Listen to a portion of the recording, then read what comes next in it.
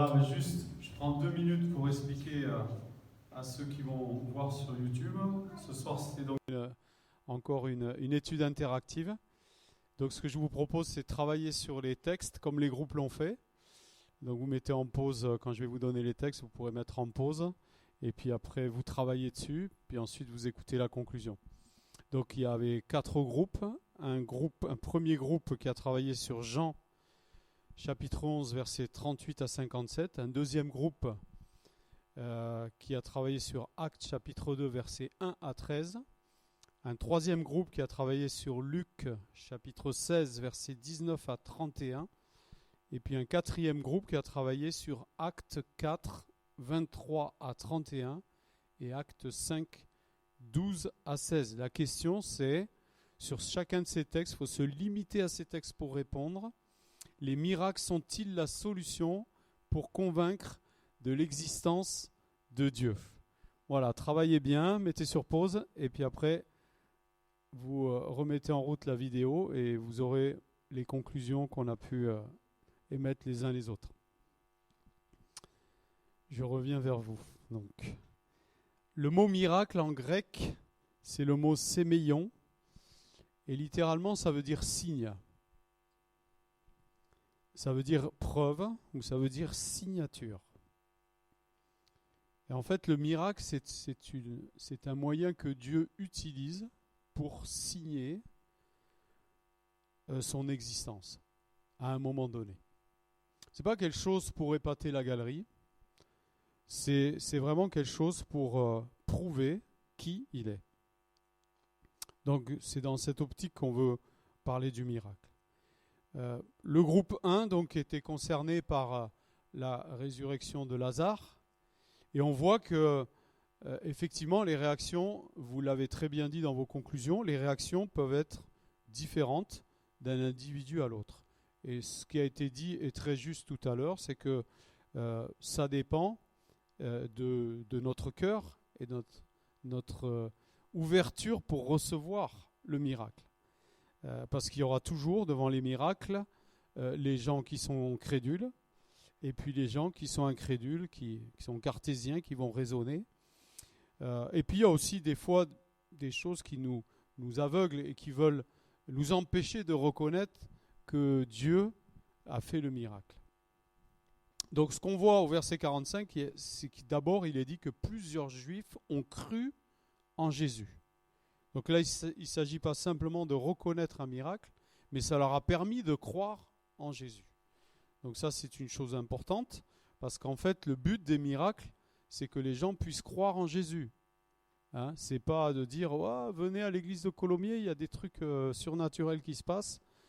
C'est pas ça qui nous intéresse. C'est que des gens viennent à Colomiers, peut-être ils viendront pour ça, mais que du coup, au moment où ils viennent, ils puissent entendre parler de Jésus et croire en Jésus. Au verset 45-46, il est dit que tous n'ont pas eu cette réaction. Et il y a eu des réactions de défiance et des réactions de jalousie. Et certains sont allés voir les religieux juifs en disant voilà ce qui s'est passé. Et au bout du compte, il y a un des religieux juifs qui a prophétisé sur le fait que Jésus allait mourir, il ne s'est pas trompé. Et donc au verset 53, ils ont dit à partir de là, ils ont projeté de le faire mourir. Vous voyez, les miracles, ça ne provoque pas toujours quelque chose de positif. Hein. Ça peut provoquer des choses complètement inverses. Donc on a en fait devant un miracle les réactions totalement opposées qu'on va retrouver dans les autres textes. D'un côté, ceux qui croient directement, puis ceux qui remettent en cause. Et ça, c'est donc dire que le miracle permet de prouver l'existence de Dieu. On peut dire que ce n'est pas une garantie, c'est juste une possibilité.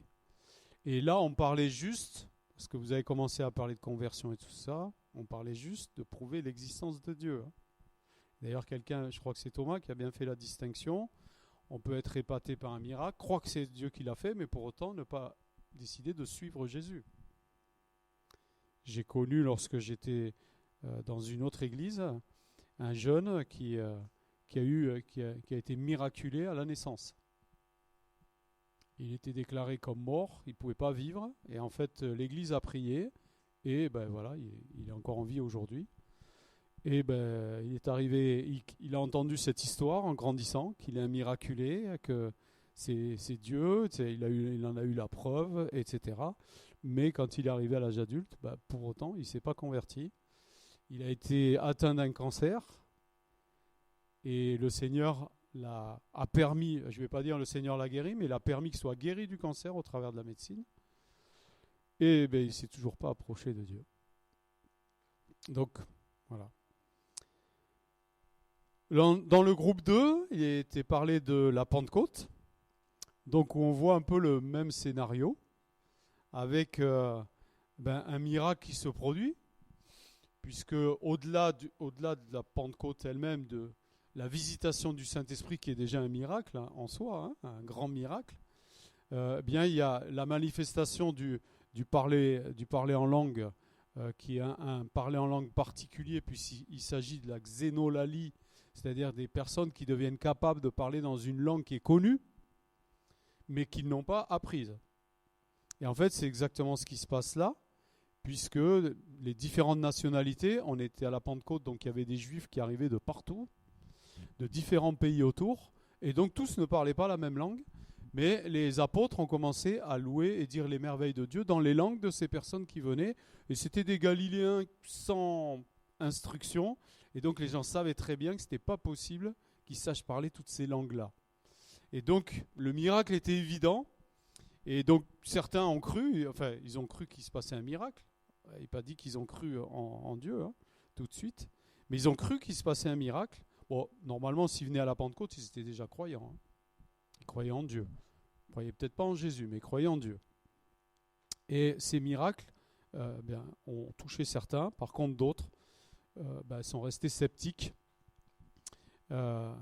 Donc il y a d'un côté l'étonnement, la curiosité, des gens qui reconnaissent qu'il y a quelque chose de surnaturel. On n'en sait pas plus pour l'instant sur leur réaction spirituelle, mais en tous les cas ils sont étonnés et ils se disent « Wow, comment se fait-il ?» Et puis d'autres qui de suite essayent de trouver une explication rationnelle. Ça c'est... En plus, il devait y avoir des Français là au milieu, certainement. On veut toujours tout expliquer. Le passage de la mer Rouge a été expliqué par les scientifiques, comment l'eau a pu se retirer. Enfin, on trouve toujours des explications scientifiques à des choses incroyables.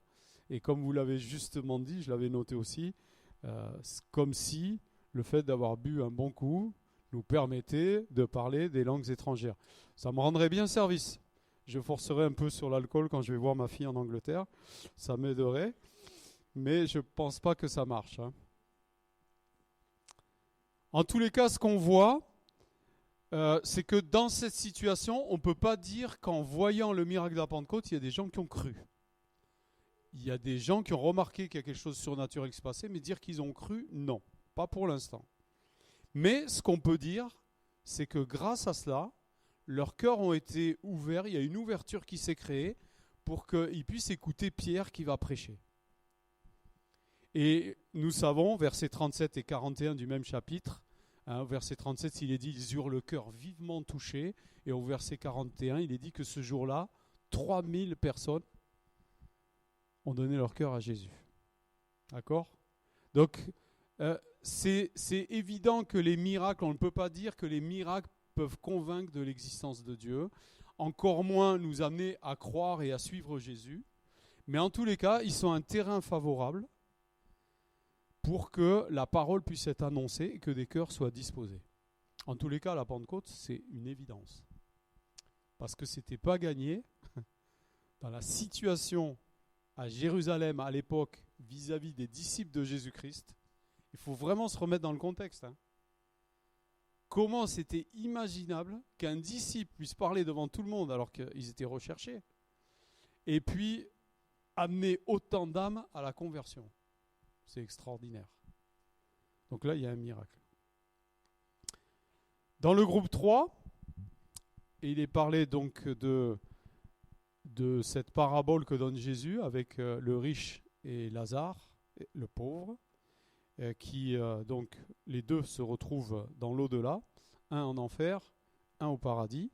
Et puis, bon, évidemment, le riche qui est en enfer essaye de passer de l'autre côté, mais on lui dit que c'est pas possible. Alors il dit au moins, préviens mes frères, fais que je ressuscite, comme ça je pourrai aller prévenir mes frères, et quand ils verront que je suis ressuscité, ils vont croire. Et là, Dieu est formel, enfin c'est pas Dieu qui répond, c'est Abraham hein, qui parle, et il est formel, il dit, ils n'ont pas écouté la loi et les prophètes, même un miracle de résurrection ne les convaincra pas. Donc clairement, qu'est-ce qui nous est dit ici ? Là, c'est le texte le plus clair. C'est pour ça que j'ai un peu embêté ceux qui étaient dans le troisième groupe, mais il faut rester sur le texte. Et ce texte, il est clair. En fait, on conclut que les miracles ne sont pas la solution. Ce qui est la solution, c'est la parole. C'est la parole. Si au travers de la parole, les gens n'ont pas cru, ils ne pourront pas croire davantage au travers des miracles. Les miracles ne nous permettent pas de croire et de suivre Jésus. C'est la parole et l'action du Saint-Esprit. Soyons bien clairs. Ils peuvent être un moyen, une préparation, mais en aucun cas le miracle seul peut amener quelqu'un à être convaincu de péché et de suivre Jésus. Donc là, ici, on est dans une évidence dans ce texte de Luc. Et puis le dernier groupe, c'était on allait se balader un peu plus loin que la Pentecôte, dans les premiers temps de l'Église. Et là, on voit qu'il est confirmé que les miracles sont importants, mais ils sont placés après la parole. Après la parole, quand il prie, vous connaissez cette prière. Pourquoi il prie ? En fait, il prie parce qu'ils viennent d'être emprisonnés. Et on leur a dit maintenant, on vous interdit de parler de Jésus parce que sinon, on va vous tuer. Donc eux, qu'est-ce qu'ils font ? Ils réunissent les disciples et à chaque fois, je dis la même chose. Ceux qui me connaissent depuis longtemps, ils m'ont entendu le dire déjà. Mais à chaque fois, moi, je suis impressionné. J'essaye toujours de me remettre dans le contexte. Moi, on m'aurait dit, je vais te tuer si tu parles encore de Jésus. J'aurais réuni tout le monde, j'aurais dit, on va prier pour que Jésus nous protège et qu'on ne soit pas mort. C'est ça qu'on aurait fait. Hein. Eux, ils prient pourquoi ? Alors qu'on vient de leur dire, vous ne parlez plus de Jésus. Ils disent, Seigneur, donne-nous encore plus d'assurance pour parler de Jésus. Amen. Pourquoi ? Parce qu'ils savent que c'est la parole qui peut toucher les cœurs. Amen. Mais ils demandent aussi, des miracles et des prodiges pour confirmer quoi ? La parole. Donc les miracles et prodiges ne sont pas inutiles. On ne doit pas dire, oh, ça ne sert à rien les miracles. Non. Si les disciples ont demandé des miracles et des prodiges, nous aussi on doit en demander. Mais il ne faut pas se tromper dans le but.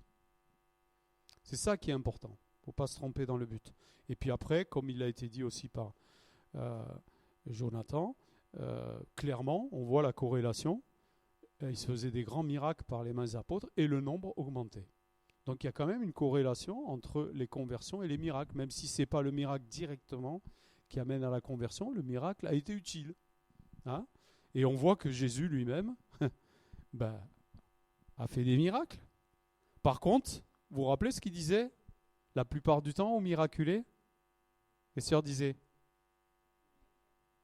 ne dites rien, parce qu'ils ne voulaient pas qu'on vienne le voir en tant que faiseur de miracles, mais il voulait qu'on vienne le voir en tant que parole de Dieu faite chair.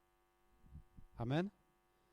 En conclusion, Marc 16, 17, 18, et puis on lira le verset 20 aussi. Voici les miracles qui accompagneront ceux qui auront cru.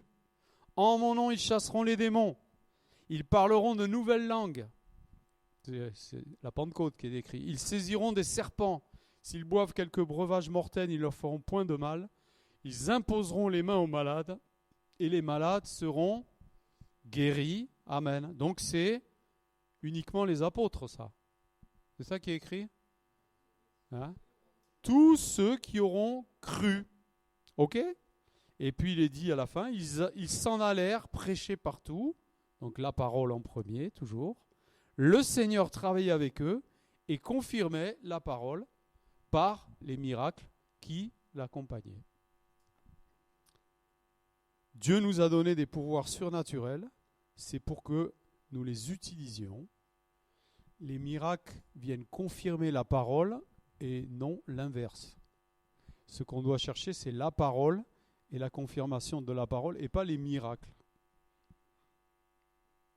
Ok ? Une dernière chose en conclusion.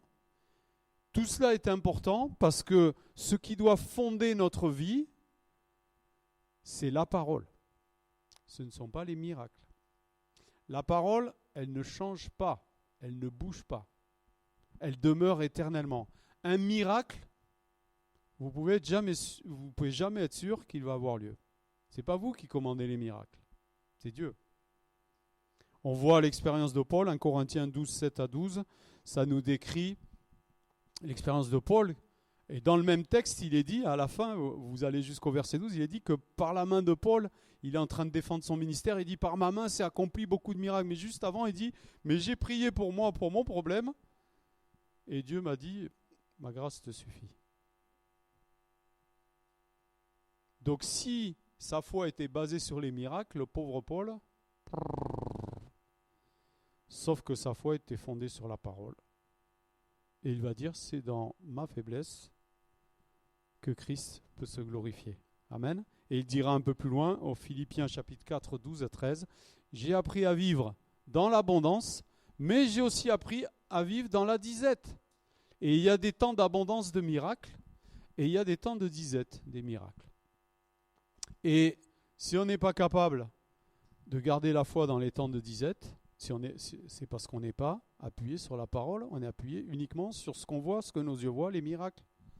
Et la difficulté des miracles, c'est ça, c'est que des gens peuvent s'attacher aux miracles et le jour où il n'y a plus de miracles, eh ben leur foi elle s'écroule. Je termine avec Romains 10, 17, où il est dit, vous le connaissez ce texte ?